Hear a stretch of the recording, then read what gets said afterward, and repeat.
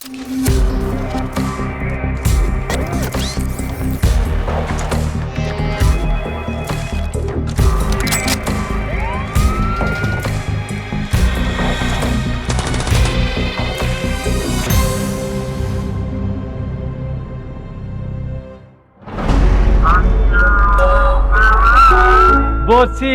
سەرجەم پێکهاتەکان بە مەسیحی بە ئێزیدیەکان نەتەوەکان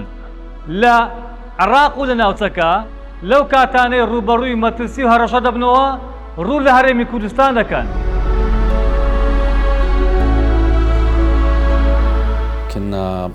يعني موجودين في بغداد عندما صار التفجيرات، وخاصة تفجيرات الكنائس، خطف الكهنة، خطف القساوسة، ولذلك التجأنا إلى أربيل والتجأنا تحديدا إلى عنكاوة. حينما داعش استباحت 3 محافظات وجزء من بغداد وجزء من ديالى، التجت الناس إلى الإقليم واحتضنهم الإقليم بأفضل صورة. خۆشبەختانە مەرحووی مەلا مستەفای بارزانی لە شۆڕشی ئەیلولی مەزن بنەماکانیان بناغەی پێکەوە ژیانی لە کوردستان چەسپاند. وردە وردە جەنابی سەرۆک بارزانی هەوڵیدا ئەم پێکەوە ژیانە بەرەو پێشتر بە. لێرە دەستگا ئەمنیەکان ئەرچیان پاراستنی سەرجەم لایەنەکانەوانە ڕەخنەش دەگرن بە بێ جیاوازی یاسا بۆ هەمووانە، بۆیە لەم بەرنامە ئەم ئارامی و ئاسایشە دەخێنەوە. لە بەرنامەی شەمپەنجە ئەمجارە باس لە بابەتێکی گرنگ دەکەین کە پێکەوە ژیانی ئاشتیانەی سەرجەم پێکهاتەکان و ئاین و ئاینزاکان و نەتەوەکانە لە هەرێمی کوردستان. لەم بەرنامەیە با پرسیارێک دەست پێ دەکەین: بۆچی سەرجەم پێکهاتەکان بە مەسیحی بە ئێزیدیەکان نەتەوەکان لە عێراق و لە ناوچەکە لەو کاتانەی ڕوبەڕووی مەترسی و هەڕەشە دەبنەوە ڕوو لە هەرێمی کوردستان دەکەن؟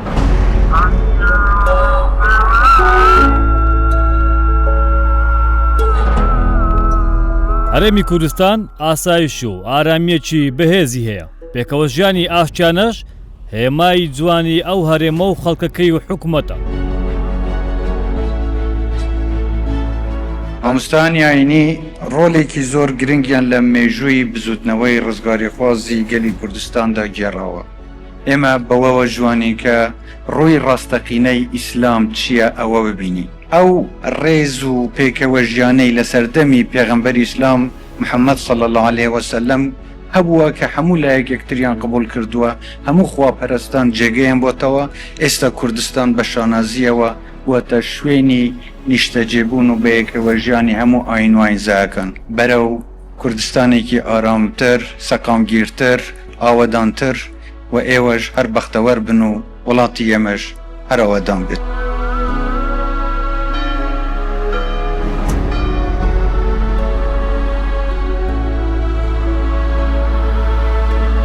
أنا بالنسبة لي وصلت إلى أربيل في نهاية سنة 2006. كنا يعني موجودين في بغداد عندما صار التفجيرات، وخاصة تفجيرات الكنائس، خطف الكهنة، خطف القساوسة، خطف كثير من المسيحيين. طبعا هو كان عملية الخطف والتفجير كانت في كلها، لكن احنا كمسيحيين كان استهداف كلش خاص، ولذلك التجأنا إلى أربيل والتجأنا تحديدا إلى عنكاوة. التجأ أكثر من 2 مليون يمكن نازح إلى كردستان من هالمحافظات بعدين المسيحيين. الاستقبال، الترحيب، الأمان اللي كان موجود شجع المسيحيين، مو أنه فقط نلجأ إلى كردستان لكن أيضا البقاء والاستثمار. أشد وأبارك لأخينا الكبير كاك مسرور بارزاني اللي يقود هذه الحكومة، كيف صار هذه الاستمرارية والتطور والتقدم أكثر بالرغم من التحديات. يمكن أنا في أكثر من لقاء دائما ما أقول الرئيس مسعود بارزاني، أقول الأب مسعود بارزاني. هذه هي قناعتي الشخصية، وهذا اللي ما شفناه في أكثر من مناسبة. ويعني المتابع الإعلامي من خلال متابعته لكل من يستضيفهم الأب مسعود بارزاني حتشوف أنه هو يستقبل مسيحيين ويستقبل مسلمين من كل الفئات، شيعة وسنة أحزاب كل الطيف العراقي. فهذا يدل مو فقط على نسميها مرجعيته السياسية، لكن أنه بيته هو مفتوح للكل. زۆر خوشحاڵم ئەمڕۆ لەم ڕێوڕسمەدا بەشدارم کە کردنەوەی کەنیسەی ئومونورە. ئەم کەنیسەیە بە ناوی ئومونور کراوەوەتە دایکی ڕۆناکی کە یەکێکە لە ناسناوەکانی حەزرەتی مەریەمی پاکیزە. لەم ساڵانەی دواییدا بە تایبەتیش دوایی هێرشی تێرۆریستانی داعش بۆ سەر هەرێمی کوردستان و مووسڵ و دەشتی نینەوە، هەزاران خوشک و برای کریسیان ناچار بوون ماڵ و حاڵی خۆیان بەجێ بهێڵن و پەنا بۆ هەرێمی کوردستان بێنن بە ئاشتی و ئارامی بژین. ئەمە هەمووی بەڵگە و نیشانەی هەمەڕەنگی کۆمەڵگەی کوردستان وە گرنگیدانی حکوومەتی هەرێمی کوردستانە بە هەموو ئاینەکان و بە قۆڵکردنەوەی زیاتری بەیەکەوە ژیانی ئاشتیانە و ئازادی ئاینی لە هەرێمی کوردستان. وە خودای مەزن کوردستان بپارێزوت و هەمیشە بەخۆشی و برایەتی و تەبایی بشە. ئەم هەرێمە بۆتە لانکەی پێکەوە ژیانی ئاشتیانە و ئاسایش لەسەر ئاستی ڕۆژهەڵاتی ناوەڕاست و عێراق و ناوچەکە کە لە هەموو جەنگ و ئاژاوەکانی وڵاتانی دراوسێ و ناوچەکە لە کاتی جەنگ بەتایبەت بە سەدان هەزار ئاوارە و پەنابەر ڕوویان تێکردووە. ئەوەش دەگەڕێتەوە بۆ ئەو ئاسایش و پێکەوە ژیانە ئاشتیانەی کە تێیدا بەرقەرارە. بسم الله الرحمن الرحيم. حنا الحمد لله في هذه الأيام ننعم بالأمن والأمان في إقليم كردستان، وهذا الأمن والأمان ليس جاء من فراغ، إنما من نضال الملا مصطفى رحمه الله وبعد أبنائه. واليوم الإقليم ينعم بهذه الأمان والرخاء والازدهار، هذا كله بفضل الله ثم بفضل من أسس. اليوم حنا عايشين في أربيل من عام، يعني بعض الناس من عام 90 أو بعد 90 بعد ما أصبح الإقليم، وناس جت هجرات عدة بعد الأحداث مال سقوط العراق. بعد ذلك العراق استباح من منظمات الإرهابية وأصبح سفك دماء، كان كل من يجي يلتجئ إلى الإقليم. وبفضل الله ثم بفضل هذه القيادة الحكيمة فخامة الرئيس مسعود برزاني وأبناء دولة الرئيس مسرور ونيتشرفان وأبنائهم عائلة البرزاني وحكومة كردستان وشعب كردستان، حينما داعش استباحت 3 محافظات وجزء من بغداد وجزء من ديالى، التجت الناس إلى الإقليم واحتضنهم الإقليم بأفضل صورة. أستاذي دور البيشمركة دور مشرف. البيشمركة أولا حافظت على الإقليم، وحينما جد داعش البيشمركة له دور في مناطق كثيرة. أنا منطقتي منطقة ربيع البيشمركة حررته، وكان بقيادة الرئيس مسعود وأبنائه وعيال إخوانه يقاتلون، وكانوا ساكنين في أبو حجيرة، مو سوالف حنا يعني واحد يقول لك والله سالفة، لا هذا فعل. والبيشمركة حررت مناطقنا من داعش قبل تحرير الموصل بكذا سنة. الإقليم دولة قانون ونظام. لە هەرێمی کوردستان هەموو پێک هاتە و نەتەوەکان و ئاین و ئاینزاکان جگە لە نزیکەی 200,000 خەڵکی بیانی لە 80 وڵاتی جیهان کە تێیدا دەژین و بەشدارن و لە ژێر سێبەری ئەو ئارامی و ئاسایش و پێکەوە ژیانە ئاشتیانەی هەرێمی کوردستان دەژین و دەمێننەوە و دەخوێن و کار دەکەن. هر وقت و هەردەم کاک مەسعود بارزانی یعنی پاڵپشتە و ئی دڵخۆشە بۆ پێکڤەژیانە ئاخ و وڵاتاوی کوردستانی، چونکە هەر وەخت و هەردەمت بێژت مەڕێز بۆ هەموو ئاینە هەیە، مەڕێز بۆ ملەتی ئێزدی هەیە، بۆ بسڵمانە هەیە، ئەڤەژی سەرفەرازی و سەربلندیە بۆمە. هەگەر کانیت زەلال وەختێ سەبەقەت بێژت وەختێ مەدید پێلا بەدا ئافغەودی موجال مدى صبرامت كانيت زلال كانيت زلال خدان وجاغت وكي وينا خدان وجاغت وكي سروك بارزانينا چونگا سبقت بيجت خدان عسل أزبم قوري وبعسل يتونا وكي دوار اسطوي موري يعني مروفي بعسل مروفي وجاخ ام شو جارجي ناطرسن ان شاء الله هر وقت وهردم يتسر فراز بن السر بلند بن يتروس بي بن تير عمل سەبارەت بە ڕۆلی حکوومەتی هەرێمی کوردستان سەرۆکی یەکێتی زانایانی ئاینی پیرۆزی ئیسلام بۆ شوێنپەنجە ئەم گرنجیە دەخاتە ڕوو. بە حقت پێکەوە ژیان یەکێکە لەو هێمە هەرە سەرچیانەی کەوا میلەتی کوردی پێناسراوە میلەتی کورد بە درێژایی مێژوو بایەخێک یەکجار گەورەی بە پێکەوە ژیانی ئاینی و نەتەوەی داوە بژینگەی کوردوا بووە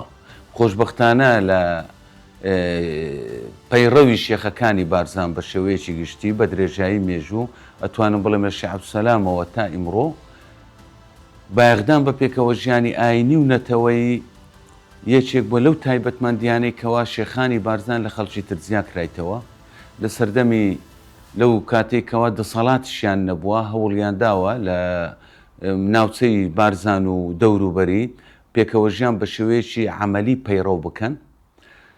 خۆشبەختانە مەرحووی مەلا مستەفای بارزانی لە شۆڕشی ئەیلولی مەزن بنەماکانیان بناغەی پێکەوە ژیانی لە کوردستان چەسپاند وردە وردە جەنابی سەرۆک بارزانی هەوڵیدا ئەم پێکەوە ژیانە بەرەو پێشتر بە لە دوای ڕاپەڕینی بەهاری 91 پێکەوە ژیان بە موئەسساتی کرا وردە وردە پێکەوە ژیان لەناو کۆمەلگای کوردی زیاتر چەسپێنرا بۆیە ئەتوانم بڵێم ئێستا واقع پێمانەڵێ پێکەوە ژیانی ئاینی و نەتەوەیی کوردستان بوویتە باخچەیەک بوویتە لانەیەک بۆ پێکەوە ژیان لە ڕۆژهەڵاتی ناوەڕاست ئەو خەڵکی کە لە دەرەوە زوم کوردستان زوومەکات و تەماشای کوردستانەکە ئەو واقعی بەرچاو لە ڕۆنەبییتەوە کە کەسێکی وەکو جەنابی سەرۆک بارزانی پارێزەری پێکەوە ژیانە لە هەرێمی کوردستان لە کابینەیەک لە دواییەکانی حکوومەتی هەرێمی کوردستان پێکەوە ژیان بایەخێک یەکجار گەورەی پێدراوە بە تایبەتی لە کارنامەی کابینەی نوێمی حکوومەتی هەرێمی کوردستان بنچینەکانی پێکەوە ژیان و بەهێزکردنی پێکەوە ژیان و بەرەو پێشبردننی پێکەوە ژیان با شێوەیەکی کردداری و عملی هەستی پێکرا ماوتەوە بڵێم ئەوەی کوردستان جیا ئاکاتەوە لە ناوچەکانی تری عراق وێڕای ئاوەدانی و خۆشگوزارانی و دابینکردنی ئەمن و ئاسایش و بەرقراربوون بوویتە پەناگەیەک بۆ هەر کەسێکەوە ئاسوودە نەبێت لە ژیانی خۆی یان چێشە و گرفتێکی بۆ دروست بکرێ یان پێکهاتەکان هەست بە ئەرک و مافەکانی خۆیان نەکەن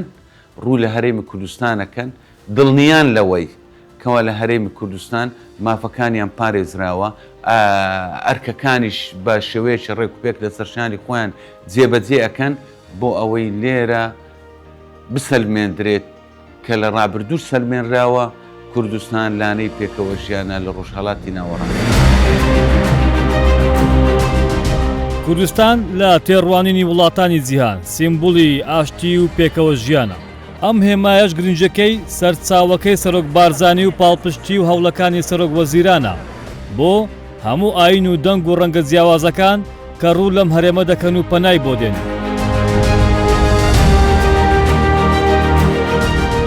ئێمە لە ناو جەرگەی بازاڕی شاری هەولێرین ئەم شوێنێکی گەشتیاری بەناوبانگە ئەم شەو لە بەرنامەی شوێنپەنجە باز لە ئارامی و ئاسایش و پێکەوە ژیانی ئاشتیانەی سەرجەم دەنگ و ڕەنگ و ئایدیا جیاوازەکان دەکەین لەم شارە دەستگا ئەمنیەکان بزانینتیان کردووە ئەو ئارامی و ئاسایشە کە بۆتە هۆی پاراستنی سەرجەم پێکهاتەکان دەنگ و ڕەنگەکان ئەوەش باز دەکەین پێکەوە ژیانی ئاشتیانەی سەرجەم لایەنەکان نەتەوەکان ئەدیانەکان ئاینەکان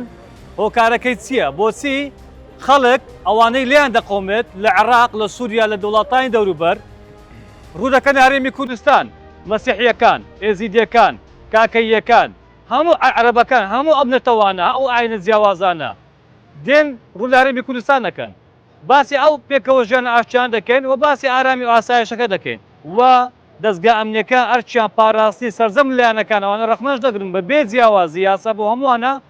بۆیە لەم بەرنامە ئەم ئارامی و ئاسایشە دەخێنەوە.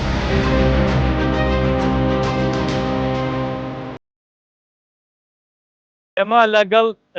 هێزەکانی بەڕێوەبەرایەتی ئاسایشی هەولێر هێزەکانی بەڕێوەبەرایەتی پۆلیسی پارێزگای هەولێرین ئەوەی دەیبینین ئەم هێزانە ئەمە کە ئەرچیان پاراسی سەر و ماڵ و ژیانی هاوڵاتیان و ئەمنیەتی ئەم شارەیە ئەم شەو لەگەڵیان دەبین باشە نیشان دەدەین ئەو ئاسایش و ئارامیە شەوانە بەتایبەت وا ڕۆلی حکوومەتی هەرێمی کوردستان لە پاراستنی و ئارامی و ئاسایشە چییە بۆچی ئەوەش باز دەکەین بۆچی خەڵک هەندە متمانەی گەورەی بە حکوومەت هەیە ئەوەی دەبین ئەم ژمارە زۆری هاوڵاتیان لێرەنا ئەم هەم گەشتیار و خەڵک هاتی بە ئاسوودەی دەژی بە ئارامی ئەژی متمانیان بۆ حکوومەتی هەیە باشە ئەمە لە کاتی بانگەشی هەڵبژاردنیشە ئەوەی دەبینن هەموو ئەو هێزانە لێرەن پۆلیسی هاسۆش با لە بیریان نەکەین ئیدی ئەمانە ئەرچیان پاراستنە ئەرچیان ئەوەیە کە خەڵک پارێزراوە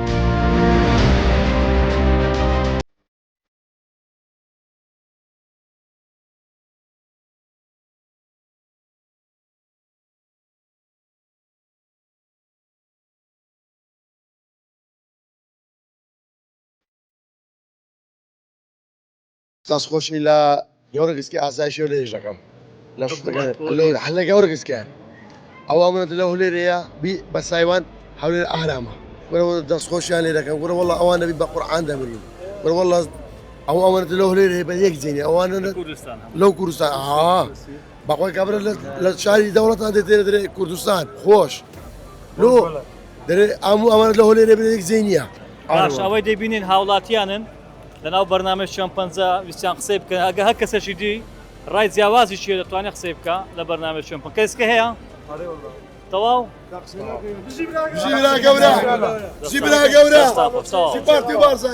بەڕاستی ئەوە جا دەستخۆشی لە برا گەورە دەکەن ڕێزدار مەسروور بارزانی بەڕاستی ئیشی زۆر جوانیان کرد لە هەولێرێ دایم پرۆژە معنای ئەمن و ئاسایش بەقەوەتە لێرە لەناو بینی عەرەب و کوردی و تورکمان و ئێزی و هەموو نوع گوشتێک لێرە یەک مستەوانە هەموو لێرە دەژم یەک مستەوە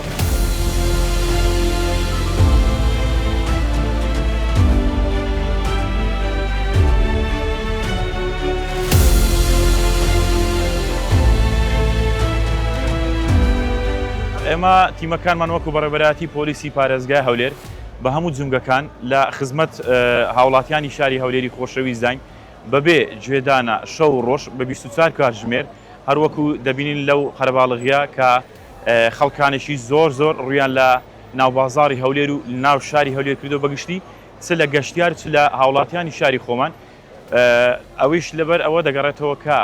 کەوا گشت تیمەکانمان لە بەڕێوەبەراتی پۆلیسی پارێزگای هەولێر لە خزمەتی هاوڵاتیاندان بەبێ ئەوەی کە جیاوازی لە نێوان ڕەگەز و لە نێوان ئاینەکان بکەین بۆ نمونە هەروەکو دەشبینی ئێستا لە شەوانی بانگەشەی هەڵبژاردنداین لە شەوانی بانگەشەی هەڵبژاردنیش بە هەمان شێوە تیمەکانمان لە خزمەت هاوڵاتیاندان لە خزمەت ئەو هاوڵاتیانن کە هاتوونەتە بازار و یان دێنە سەر شەقامەکان بۆ بانگەشەی هەڵبژاردن و بۆ هاندانی حزبەکان یان بۆیە هاوڵاتیان بە هەموو شێوەیەک ئازادن لەوەی کە چ لایەنێک هان دەدەن بەڵام ئێمە تەنەها لەسەر ئەوە ڕژدین کەوا دەبێت سەروەری یاسا لەسەروی هەموو کەسێکەوە بێت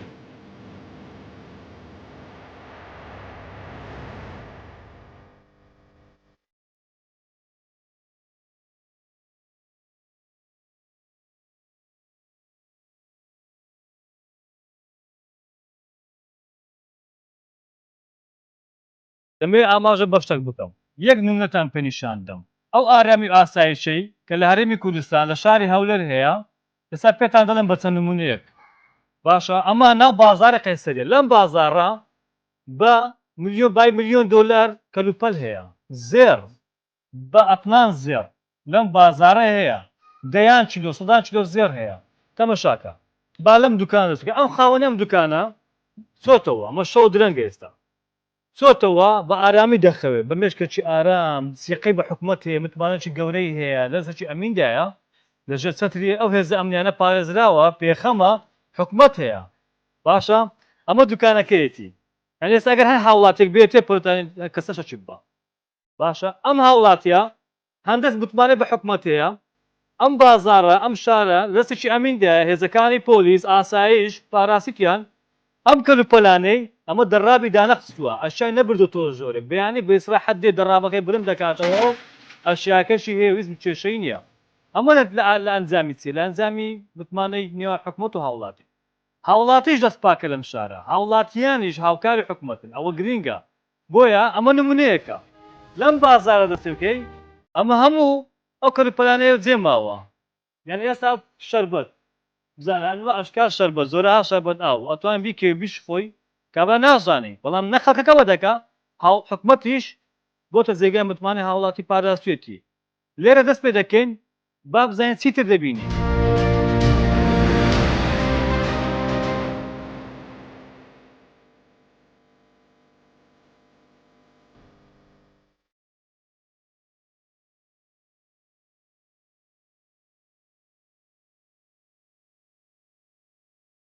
هەروەک دەبینن بە چاوی خۆتان ئەوە نزیشی 12 شەوە سێری ئەو بازارەکەم بازارە قەیسەریە کەەوە خاوەن دوکاندارەکان بە شێوەیەکی زۆر سادە کەلوپەلەکانیان داپۆشتووە بە شتێکی بەسیط ئەویش دەگەڕێتەوە سەر ئەوەی کەەوە سیقەیەکی متمانەیەکی کاملیان بە هێزە ئەمنیەکان هەیە بە هەموو جونگەکانیەوە کەەوە 24 کاتژمێر کەلوپەلەکانیان بەو شێوێ بەجێ دێڵن ئەوەش دەگەڕێتەوە بۆ ئەو سیقە و متمانەی کە ئەو خاوەن دوکانانە بە هێزە ئەمنیەکانیان هەیە کەوا کەلوپەلەکانیان بەو شێوەیە بەجێ دێڵن بە 24 کاتژمێر.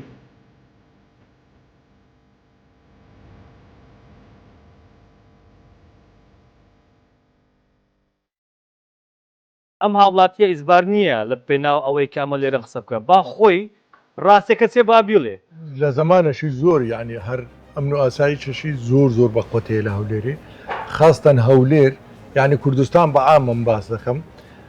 زۆر یعنی ئینسان هەمووی دوکاندارەکان هەمووی ئەوها بەجێدێرن متمانەیان زۆر بە حکوومەتی هەیە بەمن و ئاسایشی کوردستانەیە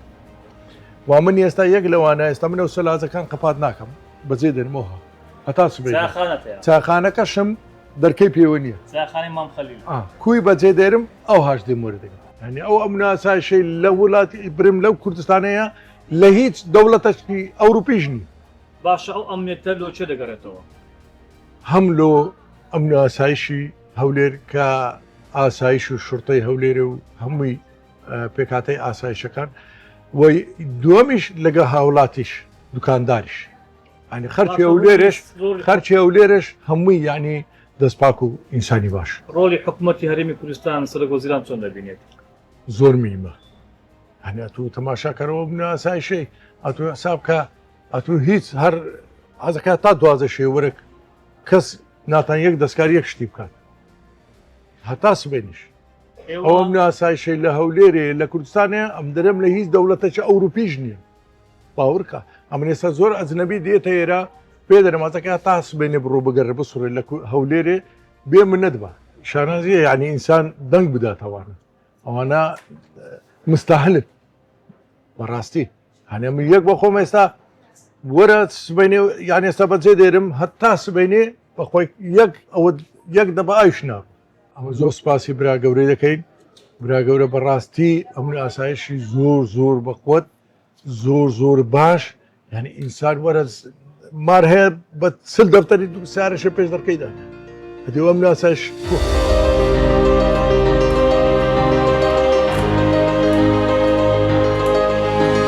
ئەگەر ئێمە سەیری ئەو ئەمن و ئاسایشەی بکەین کە ئێستا لە شاری هەولێر هەیە دەگەڕێتەوە بۆ هەوڵ و ماندووبوونی هەموو هێزە ئەمنیەکان چ لە پۆلیس چ لە ئاسایش چ لە زێرەوانی چ لە برایانی پۆلیسی هاتوچۆ چ لە پێشمەرگا ئەویش بە ئاسان بەدی نەهاتووە ئەویش شەونی خوونی ویستووە ماندووبوونی ویستووە ئەویش بە هەموو بە هەوڵ و ماندووبوون و پاڵپشتی بەڕێز سەرۆکی حکوومەتی هەرێمی کوردستان و بەڕێز وەزیری ناوخۆ بەدی هاتووە کەوا پاڵپشتی بەردەوامی هەموو هێزە ئەمنیەکانە بۆ ئەوەی بە جوانترین شێوە بەڕێکوپێکترین شێوە کە ئەو ئەمن و ئاسایشە بەرقەرار بکرێت و هەروەها سەر و ماڵی هاوڵاتیان بپارێزرێت و هەروەها ئەو گەشتیارانەی کە ئێستاما بۆ نمونەوەرەگرین شاری هەولێر نزیکی 150,000 هاوڵاتی بیانی تقریبان بە نزیکەی دەکا 70 وڵاتی بیانی ئەو هاوڵاتیانی ئەو 70 وڵاتە بیانیان کە لێرە دەژین ئەویش بۆ ئەوە دەگەڕێتەوە کەوا متمانێ و سیقەیەکی یەکجار تەواویان بە هێزە ئەمنیەکان هەیە بە هەوڵ و هیمەتی بەڕێز سەرۆکی حکوومەتی هەرێمی کوردستان و هەروەها بەڕێز وەزیری ناوخۆ و هەروەها هەموو دام و دەستگا ئەمنیەکان کە لە شاری هەولێر ڕۆڵ دەبین.